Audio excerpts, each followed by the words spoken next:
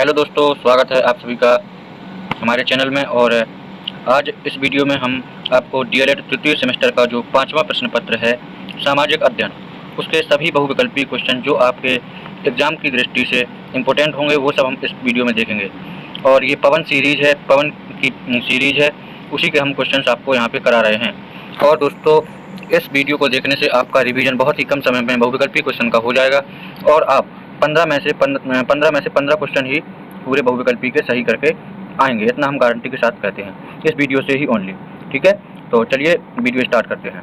बहुविकल्पी प्रश्न पहला देखते हैं। और ये वीडियो जो है बहुत ही स्पीड में यानी बहुत ही कम समय में आपको 100-150 क्वेश्चन के आसपास करवाएंगे हम इस वीडियो में आपको, तो लास्ट तक जरूर बने रहिएगा। चलिए पहला क्वेश्चन देखते हैं। पानीपत का प्रथम युद्ध कब हुआ था? तो पानीपत का प्रथम युद्ध 1526 ईस्वी में हुआ था। अकबर के दरबार के प्रमुख संगीतकार कौन थे? तो तानसेन थे। जहांगीर के बचपन का नाम क्या था? तो जहांगीर के बचपन का नाम सलीम था। बुलंद दरवाजा का निर्माण किसने करवाया था? तो बुलंद दरवाजा का निर्माण अकबर ने करवाया था।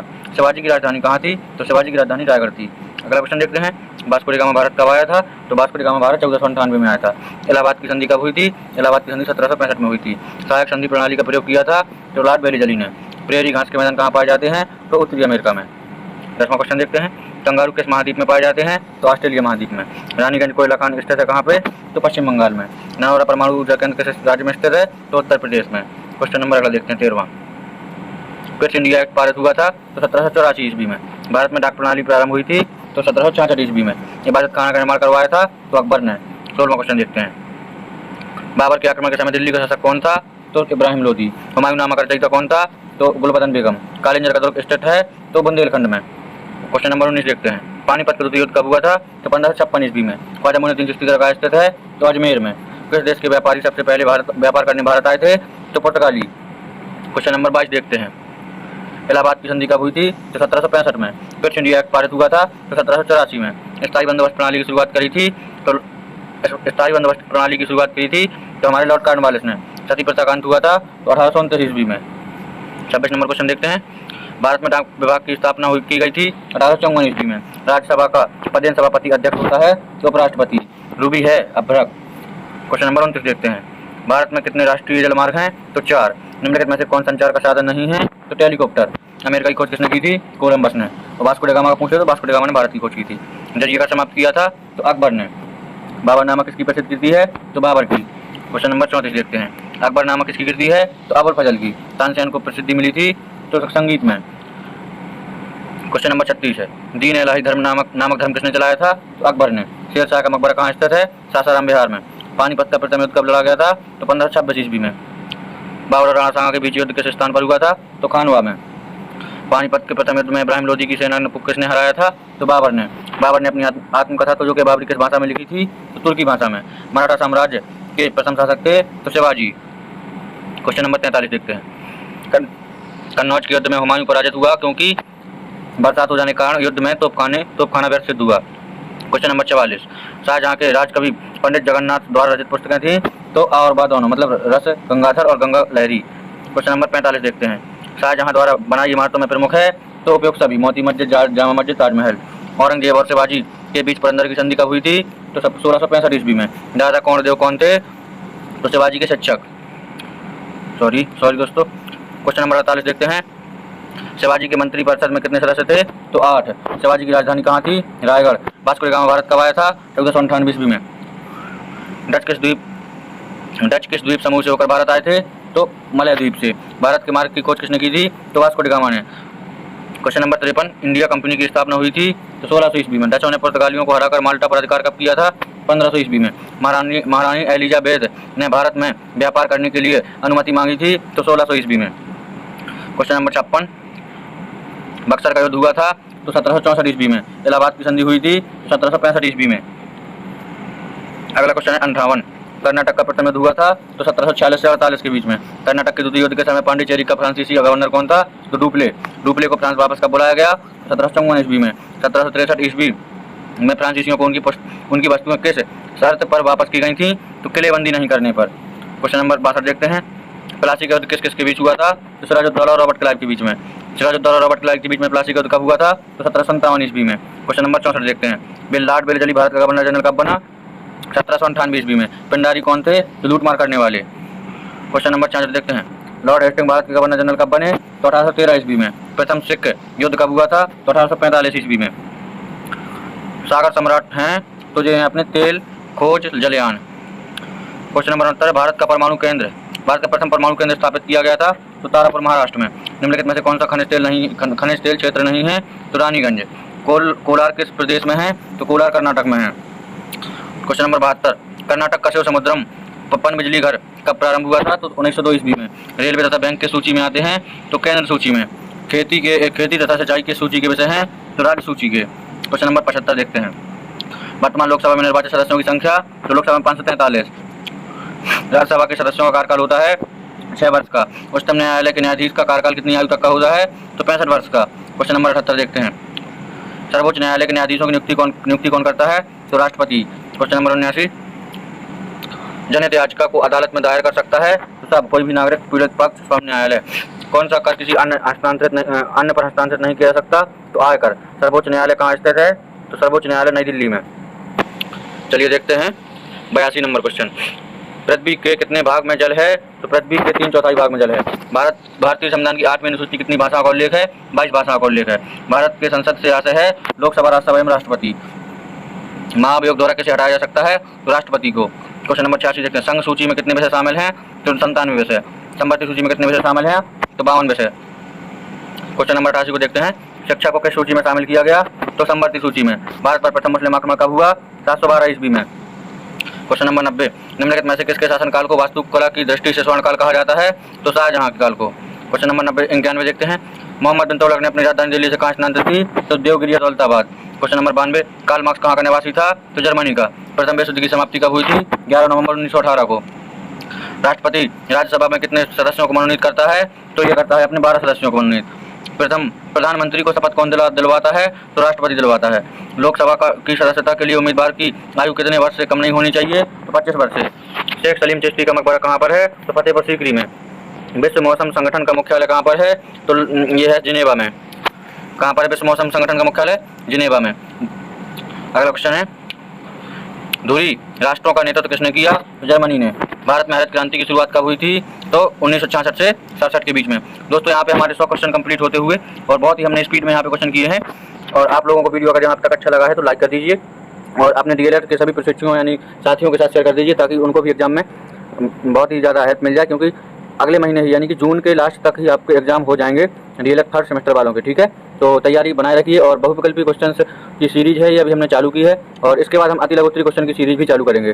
तो इस चैनल को सब्सक्राइब भी कर लीजिए और चैनल पर आए हैं पहली बार अगर तो अपने दोस्तों के साथ शेयर भी कर दीजिए।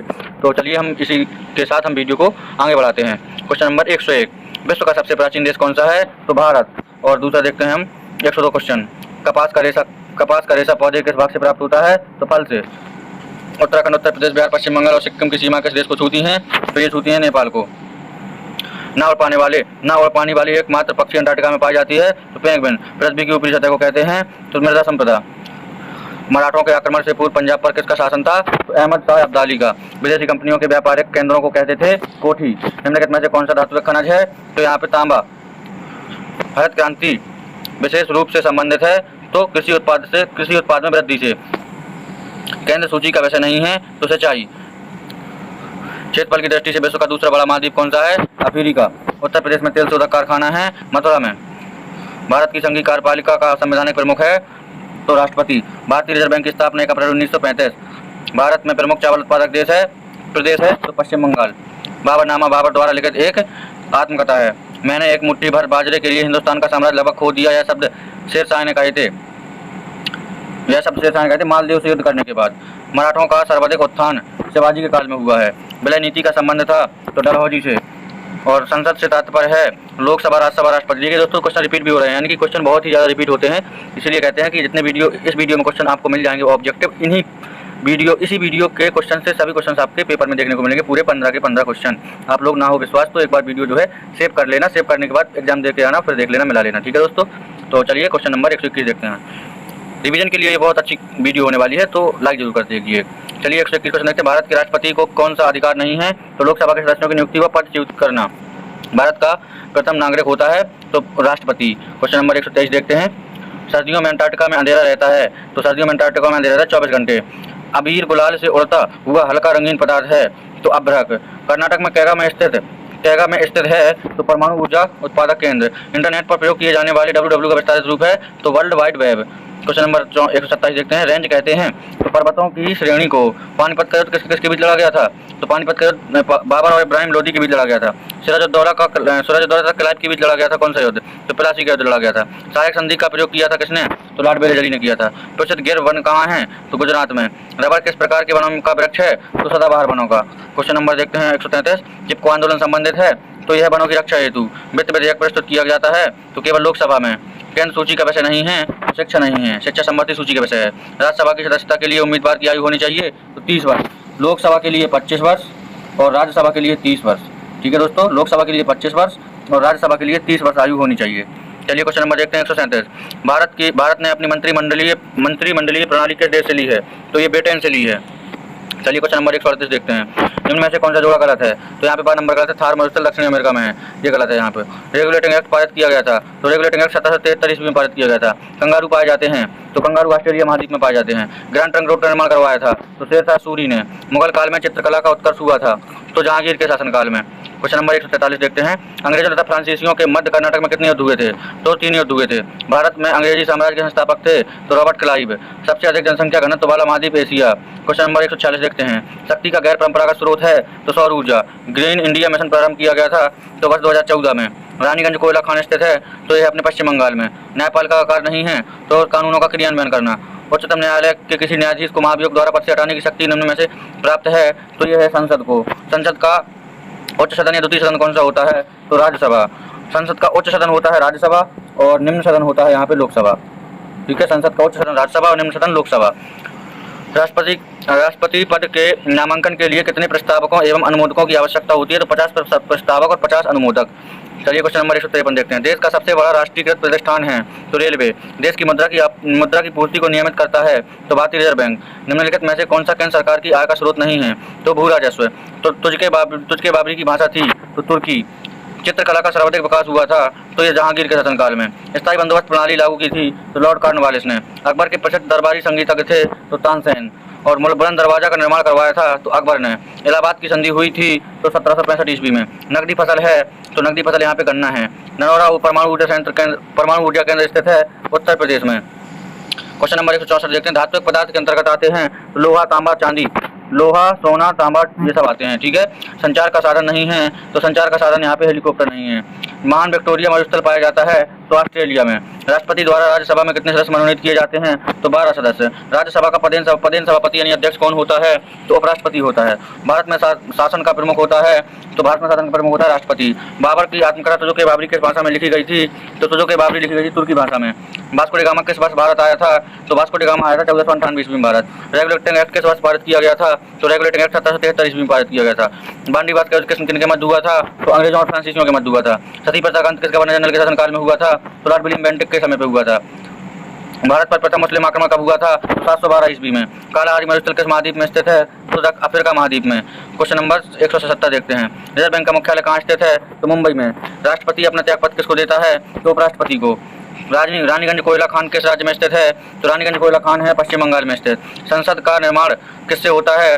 तो संसद का निर्माण होता है लोकसभा, राज्यसभा और राष्ट्रपति। देखिए दोस्तों, ये सभी क्वेश्चन रिपीटेड हो रहे हैं, यानी कि कहने का मतलब ये है कि यदि आप ये वीडियो देखते हैं तो आपको बहुत ही ज़्यादा फायदा मिलेगा एग्जाम के टाइम में। बहुत ही कम समय पर आप अपना रिवीजन कर सकते हैं। तो चलिए टाइम वेस्ट किए हुए बिना ही हम आगे शुरुआत करते हैं। काशी गोमती संयुक्त ग्रामीण बैंक का विलय किस बैंक में किया गया था? तो बैंक ऑफ बड़ौदा में। डिगबोई तेल उत्पादक क्षेत्र किस राज्य में स्थित है? तो डिगबोई असम में है। कौन सी खरीफ की फसल है? तो मूंगफली यहाँ पे खरीफ की फसल है। राज्यसभा का सदस्य निर्वाचित होने के लिए न्यूनतम आयु तो 25 वर्ष होनी चाहिए। देखिए दोस्तों, यहाँ से आपके अति लघु उत्तरीय क्वेश्चन चालू हो चुके हैं जो कि हम आपको अगले वीडियो में करवाएंगे और बहुत ही कम समय में अति लघु उत्तरीय क्वेश्चन का रिवीजन आप इस चैनल के माध्यम से कर सकते हैं। तो यदि आपको वीडियो थोड़ी सा भी अच्छा लगा है तो वीडियो को एक लाइक जरूर कर दें और चैनल पर पहली बार आए हैं तो चैनल को सब्सक्राइब जरूर कर लें।